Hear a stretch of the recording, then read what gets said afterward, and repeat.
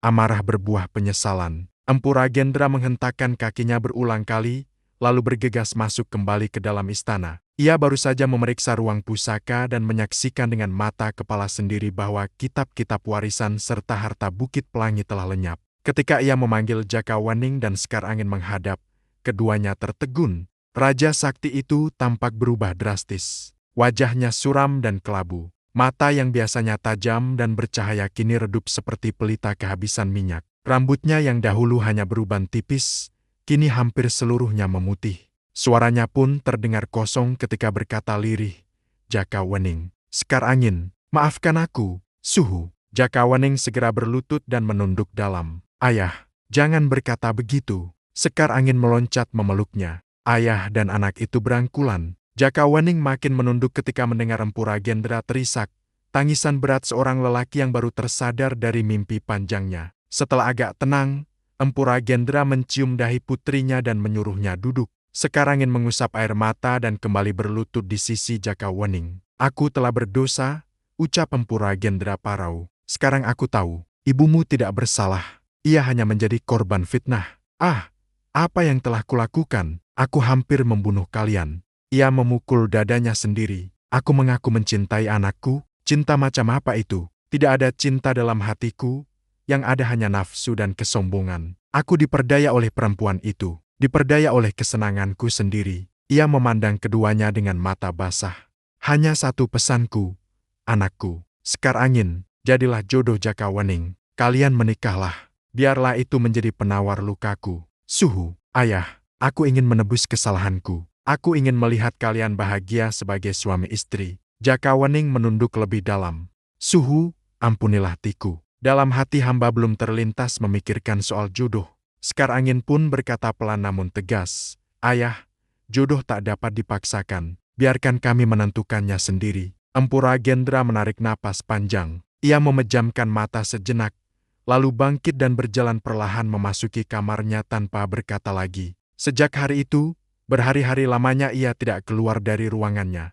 Seluruh Bukit Pelangi merasakan perubahan. Udara seperti lebih berat, wajah-wajah para penghuni muram. Bahkan langit kerap tertutup mendung tebal, seolah alam turut menanggung beban. Peristiwa yang menimpa Empu Ragendra sejatinya dapat menimpa siapa saja. Manusia sering lupa mengejar kesenangan sama artinya memanggil penderitaan. Kita selalu membayangkan kebahagiaan berada di depan sana, pada sesuatu yang belum dimiliki. Kita jarang sungguh-sungguh memandang saat ini, yang sesungguhnya telah memuat segala keindahan. Karena selalu membandingkan dan menginginkan lebih, kita tak pernah puas. Keinginan melahirkan kebutuhan, kebutuhan melahirkan pengejaran tanpa henti. Dan ketika satu terpenuhi, yang lain telah menunggu. Berbahagialah dia yang tidak dikuasai kebutuhan, bukan berarti menolak kesenangan, melainkan tidak mengejarnya. Apapun yang datang diterima sebagai bagian wajar kehidupan. Empu Ragendra yang sakti dan bijaksana pernah lengah.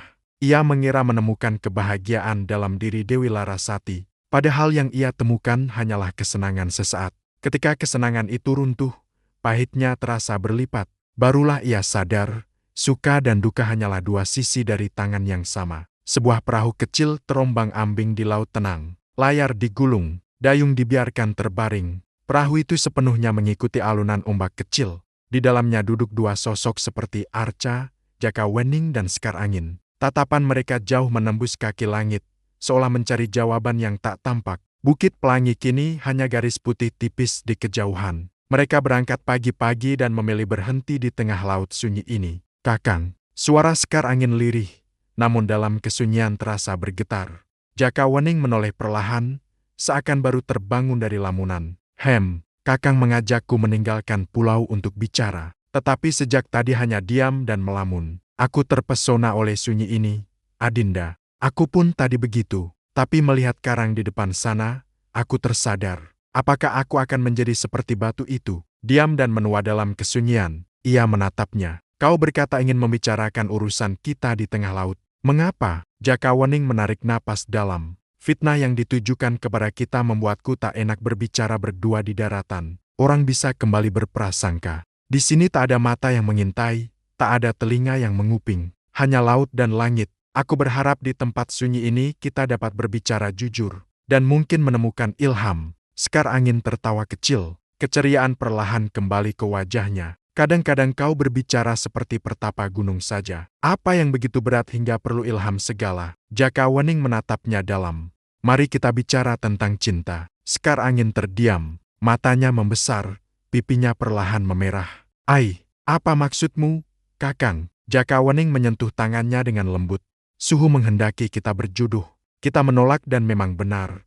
Jodoh tak bisa diputuskan sembarangan. Tetapi bagaimana kita tahu sikap kita benar jika tak pernah membicarakannya terus terang? Ia menatap laut sejenak, lalu kembali menatapnya. Perjodohan adalah ikatan seumur hidup. Maka sebelum menolak atau menerima, kita harus memahami hati masing-masing. Karena itu, mari kita bicara tentang cinta. Sekar angin menunduk, jantungnya berdebar. Bicaralah. Aku tidak tahu apa-apa tentang itu. Dan laut yang tenang seolah menunggu, apakah percakapan itu akan mengikat dua jiwa, atau justru membebaskan mereka dari keterikatan?